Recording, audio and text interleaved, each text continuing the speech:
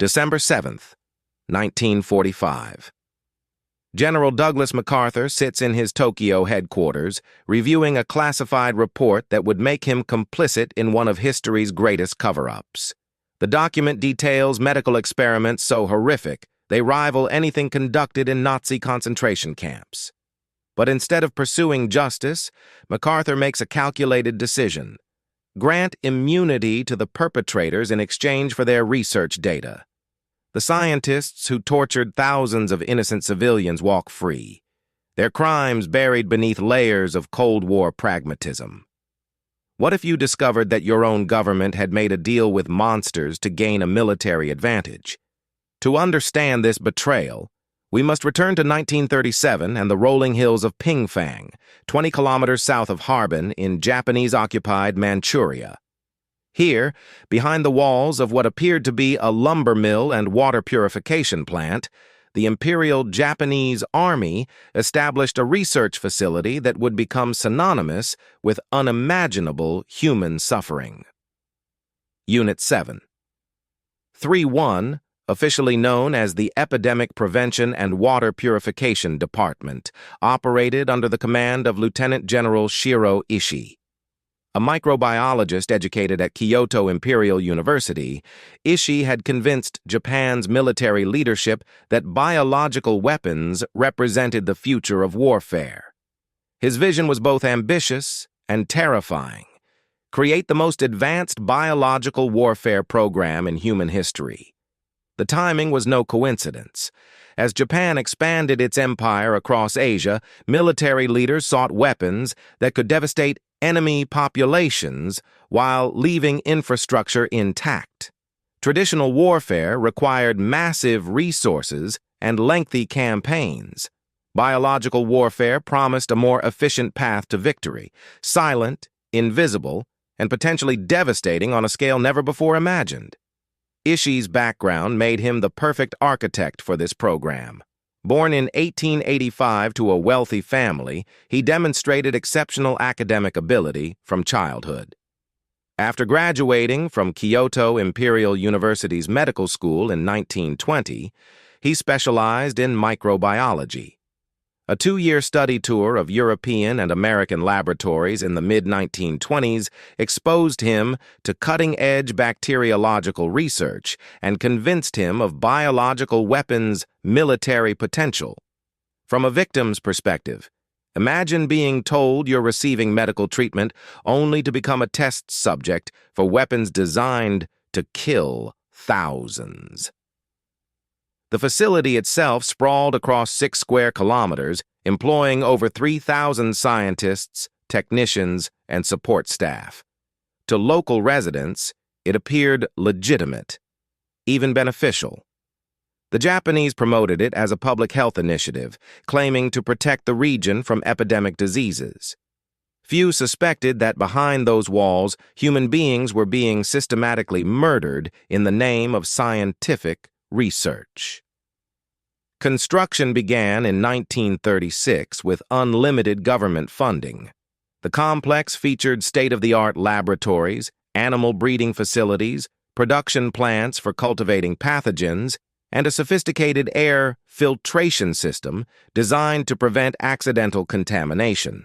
Underground tunnels connected buildings, allowing researchers to move specimens and subjects without outside observation.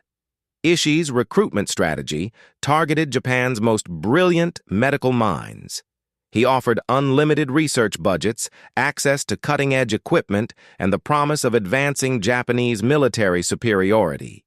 Many recruits genuinely believed they were serving their emperor and protecting their homeland from biological attacks by enemy nations. The recruitment process was sophisticated and deceptive. Ishii personally visited medical schools, selecting promising graduates, with presentations about groundbreaking research opportunities. He emphasized patriotic duty, framing the work as defensive preparation against biological attacks by China or the Soviet Union. Young doctors, raised in a culture that revered military service and scientific achievement, found the combination irresistible. New arrivals received gradual indoctrination into the facility's true purpose.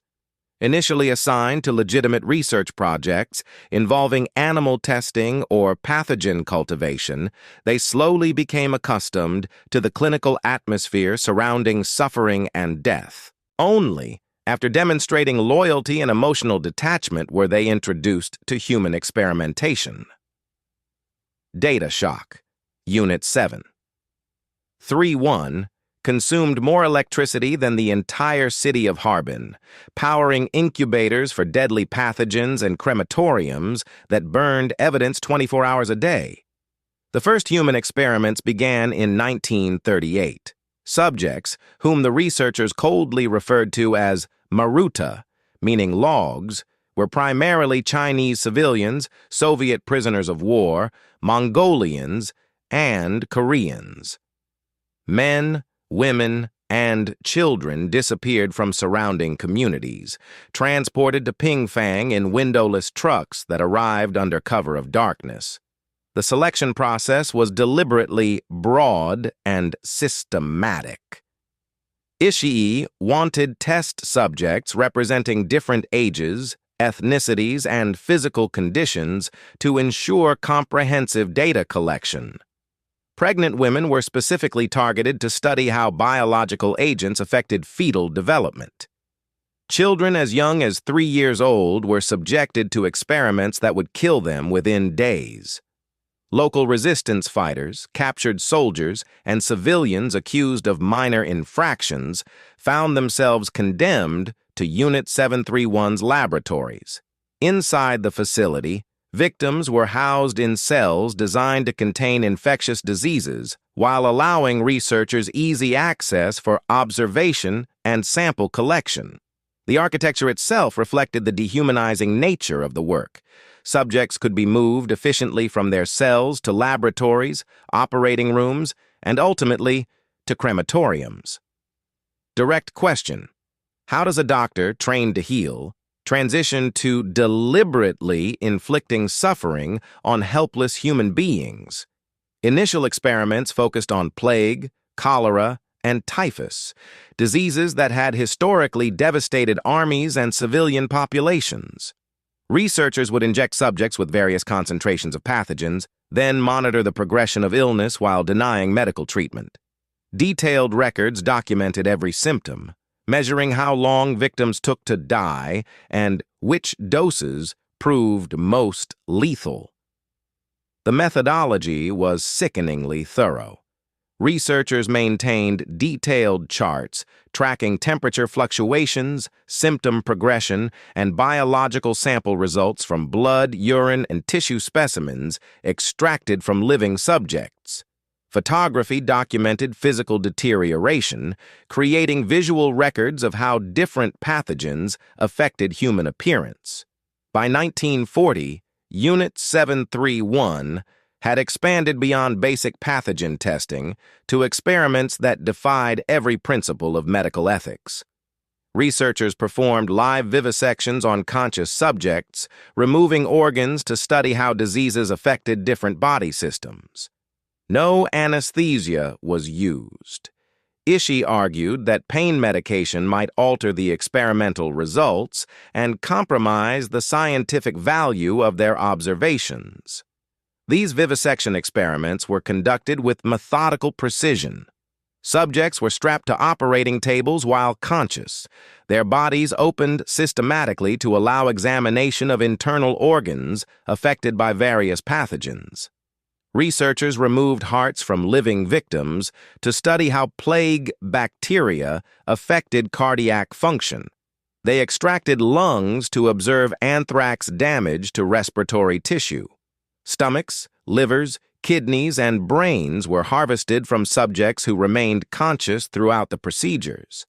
Frostbite experiments exposed subjects to sub-zero temperatures in specialized chambers, then tested various rewarming techniques.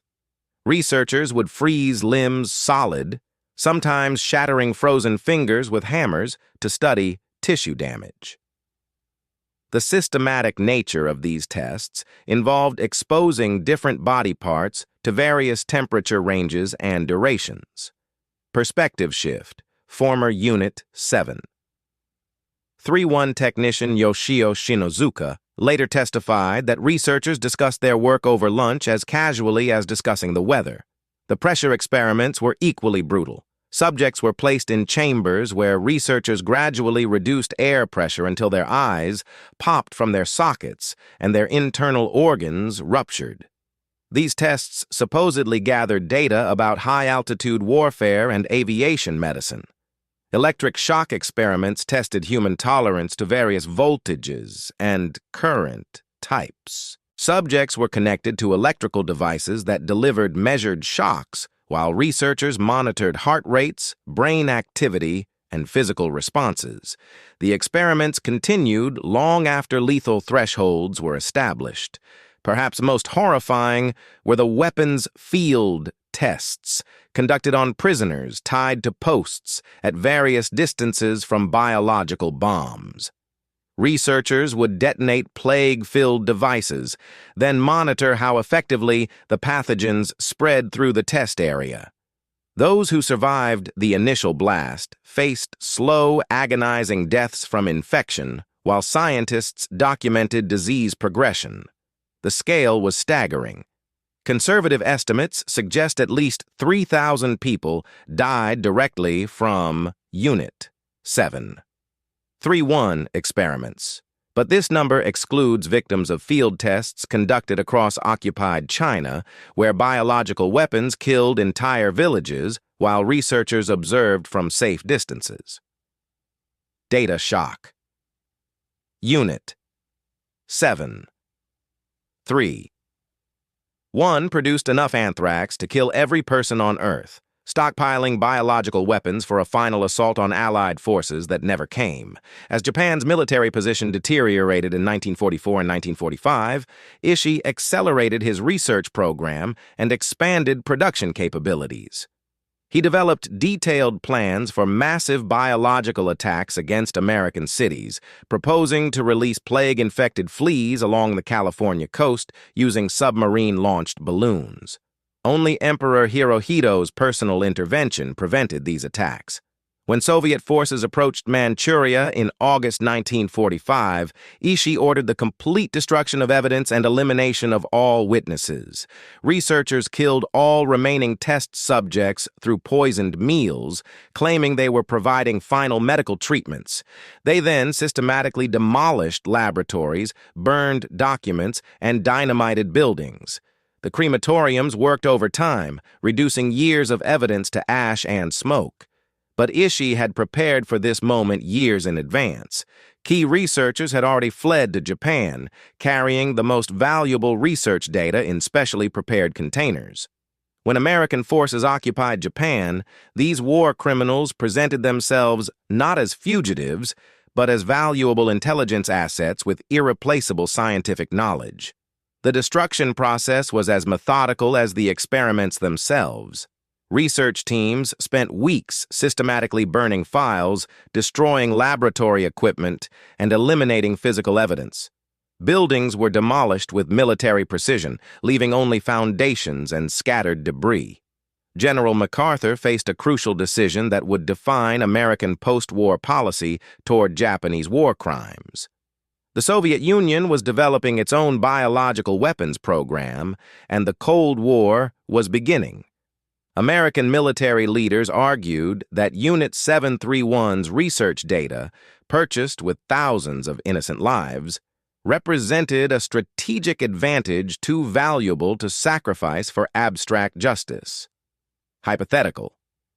Imagine if the Nuremberg trials had exposed Japanese biological warfare crimes with the same thoroughness applied to Nazi atrocities.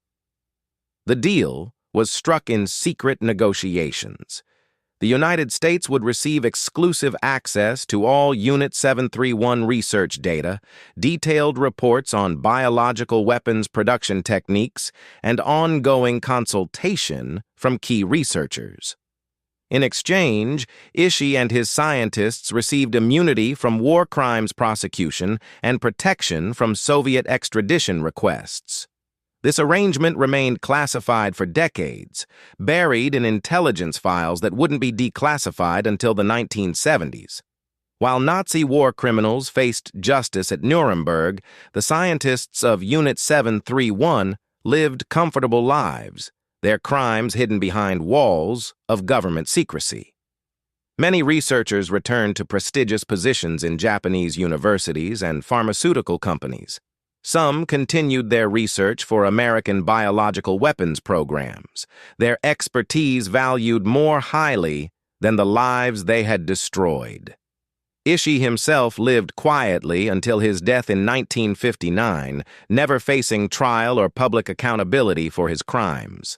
The Unit 731 cover-up reveals uncomfortable truths about how nations prioritize strategic advantages over moral principles. Thousands of innocent people died in agony, their suffering transformed into classified research data that served Cold War objectives rather than advancing human knowledge or medical treatment capabilities.